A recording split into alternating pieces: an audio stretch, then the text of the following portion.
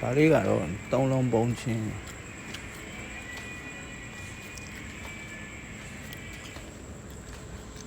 တစ်3ညခွန်ဆိုပြီး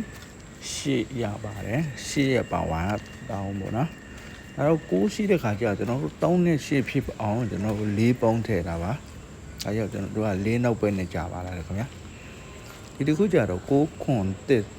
ပုံချင်းက9ဆိုရင်တော့9ရပါဝါ2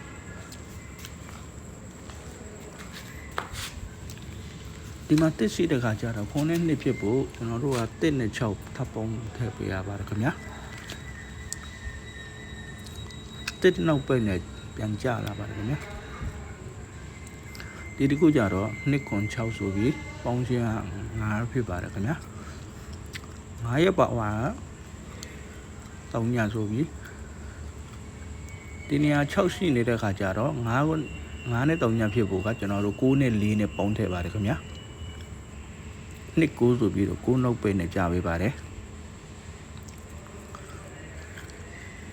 နောက်တစ်ခုမှကြတော့ခွန်38ဆိုပြီးတော့ပေါင်းချင်းက8ဖြစ်ပါတယ်ခင်ဗျာ8ရဲ့ပါဝါ3ပေါ့နော်8တောင်းဒီမှာ4ရှိနေတဲ့ခါကျတော့8နဲ့3ဖြစ်ဖို့ကကျွန်တော်တို့4နဲ့9နဲ့ပေါင်းထည့်ပါတယ်ခင်ဗျာဒါဆိုရင်ကျွန်တော်တို့က